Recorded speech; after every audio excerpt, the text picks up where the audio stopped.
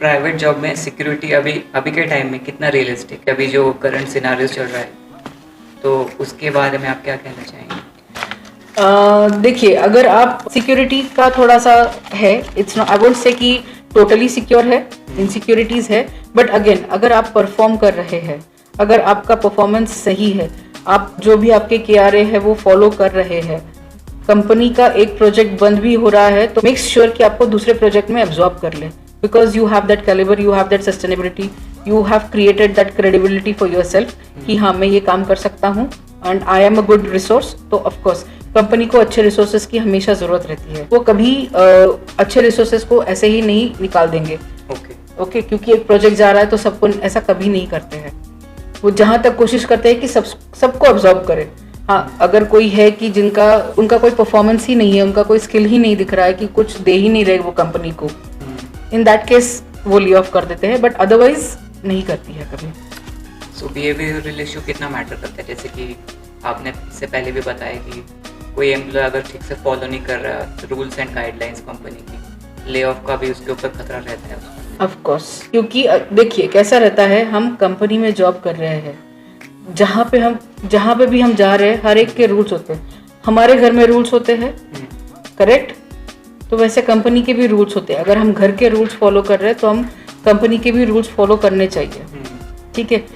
तो जैसे अगर कंपनी में बताया गया है कि आपका शिफ्ट टाइमिंग 9 बजे का है, तो आपको ये you need to make sure that you are on the floor by 9 और before 9, 10 minutes 15 minutes before your shift timings, क्योंकि हम अभी इतने छोटे हैं नहीं कि किंडरगार्टन में बच्चे उनको बताया जाएगा कि 15 मिनट पहले पहुंचना है। दिस इज इंडिविजुअली बताया नहीं जाएगा कि आपको 15 मिनट पहले आना है। This is what is expected out of, because we are mature enough, we are working in a corporate, we are mature, we should know our responsibility. 9 बजे का शिफ्ट है, हाँ ठीक है, जाते हैं, चाय पी के जाएंगे, सुट्टा मार के जाएंगे। अगर आपका शिफ्ट टाइमिंग 9 बजे का है, you need to make sure you are on the floor, आपका सिस्टम शुरू हो जाना चाहिए 9 बजे तक, you should be working at 9। अगर आपको दिया गया है कि जैसे कंपनीज में 1 घंटे का ब्रेक है, तो अगर आपको बोला गया है कि आपका ये घंटे का ब्रेक है, 1 से 2 बजे का आपका ब्रेक है, तो you need to make sure कि 1:55 में आप फ्लोर पे हो।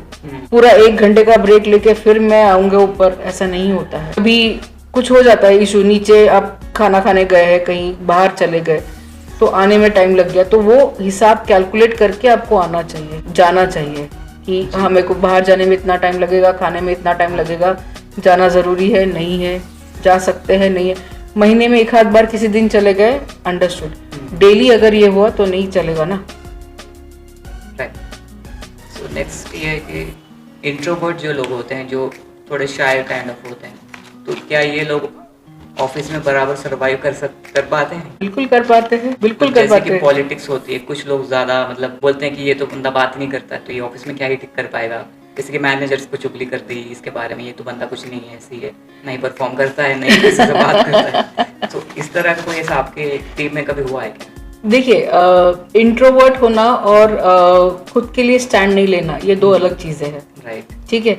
इंट्रोवर्ट है लोग बट काम कर रहे हैं, अगर उनके बारे में किसी ने कुछ आके बोला तो वो अपने आप को प्रूव भी कर पाते कि भाई मैं इतना काम कर रहा हूँ, ये मेरा देखो, ये मेरे नंबर्स है, ये मेरा डेटा है, ओके। बट खुद के लिए स्टैंड नहीं ले पाने वाले लोग अलग होते हैं। अगर वैसे लोग, हालांकि मेरे सामने तो नहीं आए हैं ऐसे को भी, लेकिन उनको थोड़ा सा फिर मुश्किल हो सकता है। बट इन दिस केस उनका लीडर कौन है वो भी मैटर करता है, क्योंकि लीडर जो होता है वो सब ऑब्जर्व करता है, उसके लिए तो सब इक्वल होते हैं, ठीक है। वो उसको ऑब्जर्व, भले ही आप मतलब सबको ऐसा लगता है कि वो तो अपने कंप्यूटर में घुसा पड़ा है, उसको क्या ध्यान है, सीट से भी नहीं उठ रहा, या वो तो अपने केबिन में बैठा है। एक एक्सपेक्टेशन होती है कॉर्पोरेट में कि टीम के साथ मिक्स होना, बॉन्डिंग बनाना। हाँ, वो तो उस मैटर में वो पीछे रह जाते हैं। हाँ, रहते हैं, क्योंकि उनका बेसिक नेचर वैसा है कि वो इंट्रोवर्ट है। यहाँ पे ना टीम एक बहुत बड़ा रोल प्ले करती है और एक लीडर बहुत बड़ा रोल प्ले करता है। As a team you should make sure कि भले ही वो इंट्रोवर्ट है, आपको you need to make sure कि वो हर एक चीज में इन्वॉल्व हो, उसको वैसा रिस्पॉन्सिबिलिटी दो। उसको हो सकता है कि वो कहने से डर रहा हो, या हो सकता है उसमें वो टैलेंट है, बट क्योंकि वो बात नहीं करता, उसने कभी किसी को बताया नहीं है। This is where a team plays a role, क्योंकि बस वो बात नहीं कर रहा है ऐसा बोल के हम छोड़ नहीं सकते ना। हमारे घर में भी ऐसे लोग होते हैं कि जो कम बात करते हैं, इसका मतलब ये तो नहीं हम छोड़ देते, छोड़ यार बात नहीं कर रहा, ऐसा नहीं करते हैं, राइट। हाँ, वी मेक श्योर कि नहीं, अपना फैमिली वाला है तो हम उसको साथ में लेके चले। सो वैसे ही टीम का भी ये एक रोल आ जाता है कि एज अ टीम टीम में कोई इंडिविजुअल नहीं होता ना, there is no I in team, it's always a team. Okay, there is no I, it's always we. तो वी मतलब सब लोग आ गए ना, पूरा ग्रुप आ गया। तो ये एक लीडर का भी ये रिस्पॉन्सिबिलिटी है कि लीडर ने भी देखना चाहिए कि जो भी इंट्रोवर्ट बंदा है वो मिक्स हो रहा है सब में, वैसा एनवायरनमेंट क्रिएट करे। हो सकता है कि वो किसी चीज से कंफर्टेबल नहीं है, तो वैसा एनवायरनमेंट क्रिएट करे कि जाके वो जहाँ वो बात कर सके। अभी नेक्स्ट क्वेश्चन थोड़ा कंट्रोवर्शियल हो सकता है, बट ये कि अपने वैल्यूबल टाइम को हम जॉब में सेल करते हैं, जो अपनी लाइफ का वैल्यूबल टाइम है उसके बदले में हम मंथ एंड की सैलरी के लिए वेट करते हैं। क्या ये एक कॉर्पोरेट स्लेवरी का एक साइन है आपके हिसाब से? कॉर्पोरेट स्लेवरी बहुत लोगों में आजकल ये ट्रेंड कर रहा है ये वर्ड। ये सिर्फ ट्रेंड है, ये सिर्फ ट्रेंड है, ये सिर्फ एक वर्ड है। ये किसने लाया है ये word, I don't know. There is nothing as slavery. आप खुद होके जा रहे हो जॉब करने के लिए, अगर आप अपने जॉब को रिस्पेक्ट नहीं करोगे तो इट बिकम्स स्लेवरी। स्लेवरी कुछ नहीं होता है, कोई आपको मार पीट के जॉब नहीं करवा रहा है, आप अपनी खुशी से जॉब करें। ऐसा तो नहीं है ना जबरदस्ती आके तुमको पकड़ के कोई लेके गया कि नहीं यहाँ पे जॉब करो, ऐसा तो नहीं है ना। हम प्री इंडिपेंडेंस एरा में है नहीं अभी, ठीक है। इंडिपेंडेंट होके भी हमको अभी 70 साल के ऊपर हो चुके हैं। तो ये कॉन्टेक्स्ट इसलिए है कि जैसे कि कुछ लोग मजबूरी के कारण जैसे कि जॉब ज्वाइन करना पड़ता है, कुछ उनके एम्बिशंस कुछ और है, उनके पैशन कुछ और है, बट उनको अपने फैमिली के लिए जॉब करना होता है। तो उस रीज़न के उस हिसाब से कुछ लोग कहते हैं कि मजबूरन एक स्लेवरी का तरह है, नौकरी मतलब नौकर बन रहे हैं। जहाँ पे मजबूरी आ जाए वहाँ पे स्लेवरी लिखती है। ओके, अगर आप अपनी जॉब को खुशी से करो कोई मजबूरी नहीं दिखती। अगर आपको वो मजबूरी लगे कि यार रोज ऑफिस जाना क्या मजबूरी है, मुझे EMI देना है इसलिए मुझे ऑफिस जाना पड़ रहा है, देन इट बिकम्स स्लेवरी। क्योंकि आप खुद खुश नहीं हो वो चीज़ से, वो करने से, तो फिर वो चीज़ फॉलो करो जो आपका मन कहता है, follow your passion, right. But slavery नहीं होता है कोई भी जॉब। फिर तो वो गवर्नमेंट जॉब भी स्लेवरी हुआ, कॉर्पोरेट जॉब कैसे स्लेवरी हुआ? गवर्नमेंट जॉब भी तो स्लेवरी हुआ ना, क्योंकि आपको जबरदस्ती जाना है। कोई भी जॉब ही स्लेवरी हो गया फिर तो। बट ऐसा नहीं होता है। हालांकि आजकल ऐसे बहुत सारा देखा गया है कि लोग जॉब कर रहे हैं, अटके पड़े हैं, जॉब नहीं छोड़ पा रहे हैं क्योंकि उनके EMIs है, ये है। अगर आपको मालूम है कि आपको ये चीज़ आपको करनी है क्योंकि ये चीज़ आपके पीछे आप इसके पीछे आपकी EMIs है, या बच्चों की ट्यूशन है, या बच्चों के एजुकेशन है, शादी है, जो भी है, तो फिर उसको मजबूरी से मत करो, उसको खुशी से करो। अगर आप खुशी से करोगे तो ही आप खुश रह पाओगे, आप स्ट्रेस कम लोगे, आपकी तबीयत ठीक रहेगी। And then see domino effect होता है।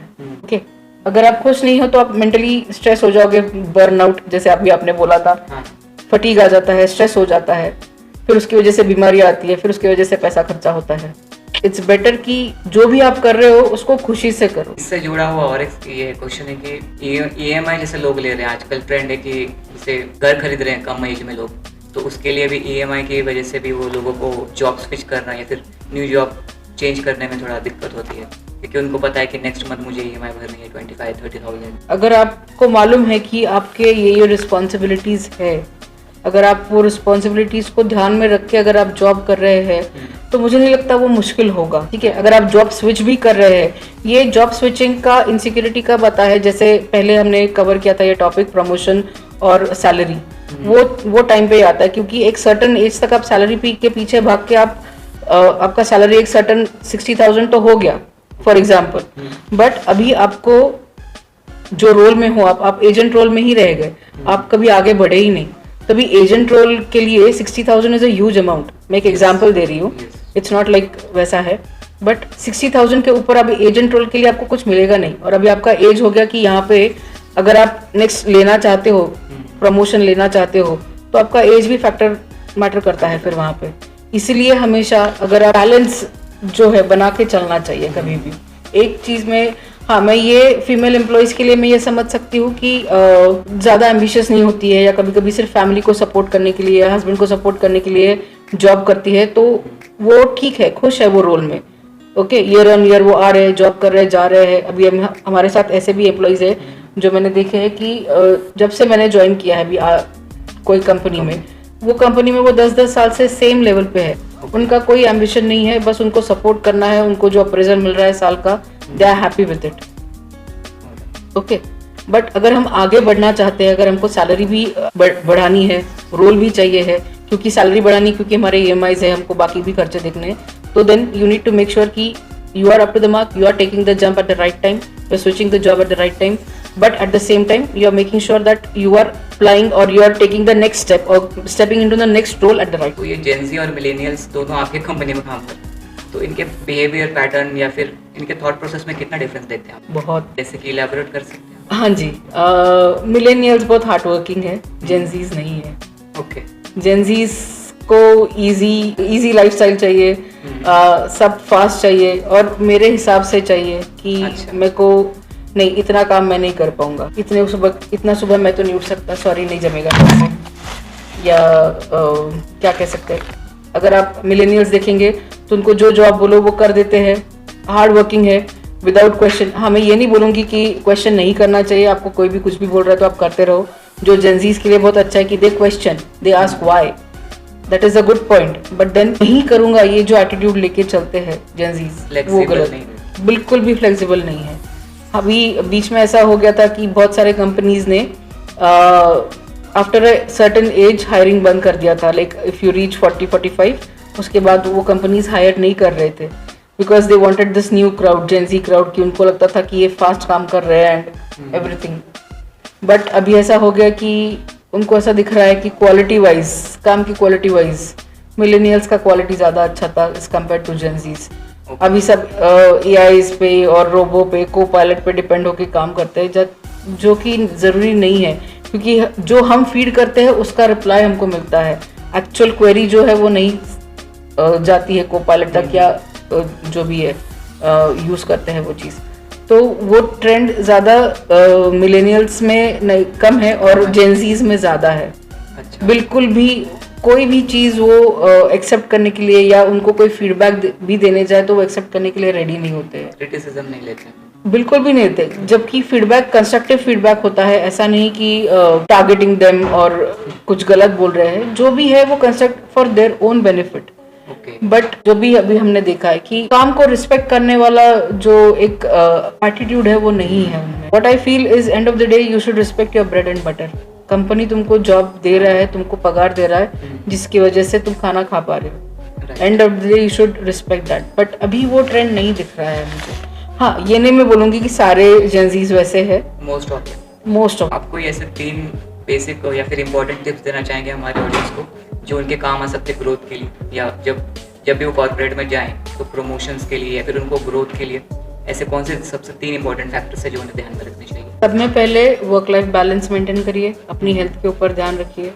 काम कर रहे हैं बिल्कुल करिए, but at the same time your family time is important. Work life balance जो हम बोलते हैं, सिर्फ काम ही नहीं, तुम्हारा पर्सनल लाइफ भी मैटर करता है। पर्सनल लाइफ में आप जो भी कर रहे हो, ठीक है, तुमको कोई हॉबीज़ कल्टिवेट करनी है वो करो, तुमको कहीं बाहर जाना है वो करो, बट वो बैलेंस मेंटेन रखो, क्योंकि मोनोटनी बहुत ज़्यादा हो जाता है, उसकी वजह से स्ट्रेस आता है। अगर हम रोज सिर्फ काम जा रहे, ऑफिस घर आ रहे, ऑफिस जा रहे, घर आ रहे, कुछ अलग नहीं है, वो मोनोटनी ब्रेक नहीं कर पा रहे, तो स्ट्रेस आ जाता है, मेंटली हम थक जाते हैं। Second is respect your work. You should always respect your work. तुम जो काम कर रहे हो वो काम का तुम्हारा डेटा हमेशा सामने रखो, कि तुमको तुम्हारा टारगेट हमेशा सामने रखो कि तुमको क्या करना है, एंड वो वैसा शोकेस करो। जब आप शोकेस करोगे तब आप आगे बढ़ोगे। लेकिन अगर उन्हें, मतलब मैं प्रमोशंस के बारे में पूछ रहा, प्रमोशंस के लिए उन्हें क्या चीज़ें हेल्प करेंगे आगे जाके? अगर वो data, your data is what matters. तुम अपने आप को कैसे विजिबिलिटी बढ़ा सकते, वही चीज़ है कि तुम देखो कैसा होता है तुम्हारा डेटा, तुम्हारे कलीग्स के साथ कैसा इंटरेक्शन है। सिर्फ कलीग्स ने, तुम्हारे सिर्फ टीम में नहीं, बाकी भी डिपार्टमेंट्स में, जैसे क्वालिटी टीम हो गया, तुम्हारा HR टीम हो गया, या तुम्हारे आजू बाजू भी जो टीम्स होती है, वो टीम्स के साथ तुम्हारा कैसा इंटरेक्शन है, कैसे तुम उनसे, ट्रेनिंग टीम है, कैसे तुम्हारा इंटरेक्शन है उनसे, कितना तुम्हारा रैपो है उनसे, वो सब चीज़ें मैटर करती है। देन तुम क्या बोल सकते हैं कि सिर्फ तुम्हारे डेटा पे नहीं, तुम आजू बाजू वाले कितने लोगों को हेल्प कर रहे हो, कि कोई एक्टिविटी में कोई फंस गया है तो आप उनको कैसे हेल्प कर रहे हो, जो नए बच्चे, नए रिक्रूट्स आते हैं उनको आप कैसा हेल्प कर रहे हो, तुम क्या उनको एक्स्ट्रा बता रहे हो, या ये तुम्हारे क्यारे के अलावा तुम क्या एक्स्ट्रा कर रहे हो जिसकी वजह से तुम हाईलाइट हो जाते हो या तुम विजिबल हो जाते हो। So these things matter. जैसे कि अभी ऑटोमेशन का भी करंट सिनेरियो चल रहा है, तो उस केस में आपको क्या लगता है कि अगले 2 से 3 साल में कॉर्पोरेट जॉब्स पे या फिर ऐसे कौन से स्किल्स है जो लोग गेन करके कॉर्पोरेट में रेलेवेंट रह सकता ताकि लोगों को जॉब्स लेने में आसानी या फिर परेशानी ना हो? देखो अभी तक तो जो जहाँ तक मैंने देखा है ये इनसिक्योरिटी सिर्फ आईटी सेक्टर में है। ओके, आईटीईज जो बाकी का सेक्टर है जैसे बीपीओ सेक्टर है वहाँ तक तो अभी तक आया नहीं है। हाँ, एआई इम्प्लीमेंटेशन हो रहा है but end of the day human touch तो लगता ही है। राइट। सब कुछ तुम ऑटोमाइज नहीं कर सकते, सब कुछ एआई के भरोसे नहीं कर सकते। डेटा तो फीड हमको ही करना है, ठीक है। अगर हमने एक गलत डेटा फीड कर दिया तो वो तो गलत ही जवाब देगा। उसके लिए ह्यूमन टच बहुत जरूरी है। आई डोंट थिंक सो उसके लिए डरने की, हाँ you need to upskill yourself of course, कि जो भी ट्रेंड आ रहा है, जो भी नए कुछ सीखने को मिल रहा है तो of course you need to learn, you need to be up to date, you need to upskill yourself, that is very important। but अब insecurity होगा उसकी वजह से, ऐसा अभी तो मुझे नहीं लग रहा है। ओके, तो कस्टमर सर्विस में फिलहाल अभी इतना डरने की जरूरत नहीं है, 2 से 3 साल तो एटलीस्ट नहीं है। बट हाँ ये मैं ज़रूर बोलूँगी कि ट्रेंड के साथ चलिए, जो भी अभी ट्रेंड चल रहा है उसके साथ चलना बहुत ज़रूरी है, समय के साथ चलना बहुत ज़रूरी है। हम बहुत वही ऑर्थोडॉक्स कल्चर लेके नहीं चल सकते हैं। हाँ, कुछ कुछ चीज़ें जैसे कंप्यूटर्स हमको नहीं मालूम था तब सब हाथ से लिखना होता था, अभी कंप्यूटर्स आ गए which is made our life easy. Yes. Okay, but end of the day it's a machine.